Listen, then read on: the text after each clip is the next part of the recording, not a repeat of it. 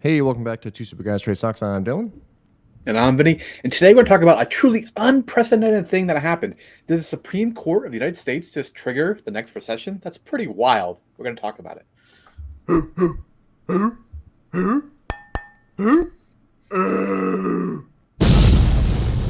Two stupid guys trade stocks. That is Right. a So, wild statement. yeah, I know it's pretty crazy, but like it kind of makes sense. So our main man here, Michael Burry, has talked about kind of student loan forgiveness before, and he talked about how, from a moral, ethical obligation standpoint, he didn't think it was right.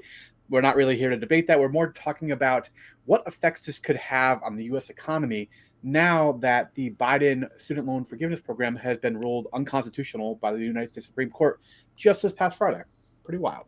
Okay. All So, right. you Wait, know, he's always early in everything. So that means if he thinks it's going to happen, we're like 2 years away. Well, I didn't say he thought it was going to happen. He just said it was morally, ethically, kind of unresponsible or irresponsible. That is more his position. That it was not Oh, the okay. right thing to do. I just thought it was kind of interesting. From the news headlines, if you missed it this weekend, basically the Biden program has been struck down by the Supreme Court in a 6-3 decision, right along like political party lines. I'm not going to get into the actual, this kind of decision here as far as like whether or not to what points it was based upon. There's analysis out there by people that are actually lawyers. You can read if you're kind of interested.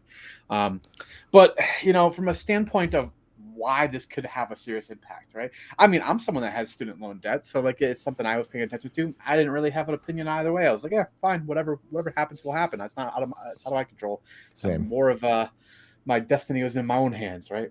Same. I took out the loans. I have a good job because of it. I'm going to pay it back. And I'm not fine with that. Yeah, and there's some real debate here about the effects of student loans and how we've seen that college prices just kind of had Oh, this it's rather significant increase crazy. over time, well past inflation, and that sucks. And part of that may be because these loans exist, and maybe if you had forgiven here, they would just gotten worse, right? Colleges may be able to justify higher and higher kind of tuition prices. We're looking at almost $2 trillion in student loan debt. Oh, There's a lot of debt that's out there, right? And who's affected by this? People in their early careers, for the most part, not entirely, but that's going to be something that they're going to have to adjust their household budgets for. Okay. In terms of why colleges got so expensive, I tried to find the exact graph. You've heard me reference this before if you watched our other videos kind of about this topic, but I was trying to find a graph that showed college administrators versus like the actual cost of college. This is the closest thing I could find. This is University of Carolina Systems, California. Sorry. The basic idea here is they're trying to show you the relationship between the number of administrators versus the actual faculty that do the teaching, yeah. and how we've had this switchover now where there's more faculty members than there are teachers. I did a video on this a long time ago. I have that graph. Oh, man, you should have asked me. It's Ah, the amount of administrators versus teachers has gone up significantly, and you put it with dollar cost average of per semester at college, and it's like, oh, okay. And then yeah. you have like stupid things like I can't remember the college. I think it's LSU. It's like an $80 million river, like lazy river or something. I'll I find couldn't it. tell you. Yeah, so there's another chart in here. I mean, a quote from a Harvard Crimson article talking about the same kind of concept. This is actually that article here. But they talk about basically Yeah. what do all these administrators do, right? So this is an op-ed piece. They obviously came into this with their own kind of opinion, but talking about basically that this task force is composed of 24 members, 6 students, 9 faculty members, and 9 administrators. Task force produced a 26-page report divided into 7 sections based upon a survey, focus groups, and 15 separate meetings with over 500 students. The report dedicated 7 pages to its recommendation. And then basically what they did is they recommended a new position be created as administrator, this FAS campus curator. Okay. All right. Yeah, so all these administrators and students and faculty got together, and then they created another administrator. So It's yeah, like, this is so they just need someone else to take over to this job, which will then take over to a different job. And this is a terrible yeah, scenario. Yeah, you yeah, don't yeah, need this many administrators. It was working before in 2005. We're good. yeah. Yeah, exactly. That's the whole idea here is that, unfortunately, systems kind of tend to breed this kind of inefficiency over time.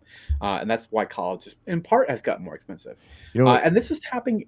Yeah, What's up? real quick. I think it's easier said because let's say that you analyze a problem and you're like, okay, well, we need to hire someone else to fix this problem. When in reality, the solution would actually be firing a group of people, and that doesn't go well because now you have to get rid of jobs. So it it's easier to be like, well, just get rid of it, but you're putting people out of work. It would fix the problem, but Yes. That is like the old axiom about engineering, right? Where the best part is no part. If you can eliminate the part, you've done the best thing you can. If yeah. you did a corporate structure that way, yeah, it'd be a little crazy. But my real point, or my real worry here, is that this is happening at a time where the U.S. economy is in a kind of a vulnerable state, right? This is consumer confidence. We did hit like this ridiculous all-time low here, which we've since kind of bounced off the bottom slightly, but we still have, quite depressed levels from where we were before the whole pandemic, right? So we're still not, consumers are not particularly confident right now, and it makes sense why, right? If you look at the actual personal savings rates here, not exactly at all-time low, but pretty close to it, meaning people are having to spend almost every dollar that comes in their door in order to be able to keep their basic functions of life, right? Well, basic functions of life, and people also are bad at spending money. That's true too. There's Yes. a little bit of that. Basic functions of life now include an iPhone Pro Yeah, there we 14 go. Max. Okay, Okay, as an Apple that's my shareholder, I point. completely support that statement. Yeah, but this is kind of a survey. This is from 2017 by the Federal Reserve, where they're looking at you know what student like kind of debt is out there, what forms it's in, and what the actual like payment were at the time. It's hard to have an idea of what we're going to be starting at now. We're going to go back from this pause that's been going on for 3 years.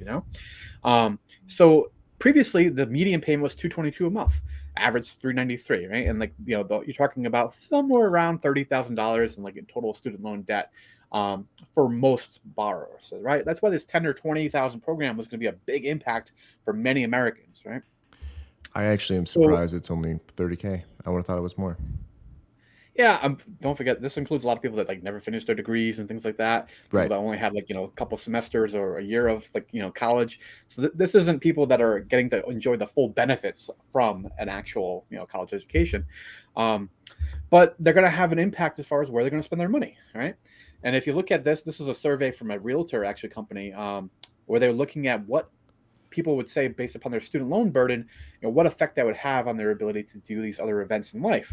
Particularly, obviously, you could imagine that the realtor organization was most concerned with this one, purchase a Purchase a home. home. So, Right. Yeah. yeah, 29% of respondents said that this, student loans have a negative impact upon their ability to purchase a home. Now, we're looking at a time where it wasn't calculating your debt to income ratio for the last couple of years. Payments are resuming all of a sudden now in September, and you're looking at payments, on average, say $200 to $300 a month. But that's going to have a impact for a lot of people on their ability to qualify mortgages. So this may be the thing that really kind of pushes the housing market back down into like a more reasonable debt to income ratio, because we've been living in this never never land where we didn't have student loan payments, right? Yeah. I mean, that's true. There's a lot of things coming to fruition right now. I don't like how 31% say purchase a car, because when people purchase a car, they purchase a very expensive car instead of like a $5,000 car that works fine. Yeah. Yeah, I mean, I feel like we said this like last year. We might have just been crazy early. It's possible. But yeah, now that I was kind of surprised that the Supreme Court got rid of that, the 10K thing. I'm kind of indifferent towards it like you are. I was just going to pay it. So I don't, Yeah. yeah. Same. But yeah, let us know what you think about this in the comments down below. Is this the actual trigger for the recession finally and the housing market correction? Is it going to get worse in the fall when people have to start calculating this in their debt to income ratios? I think that may be the case. Boom.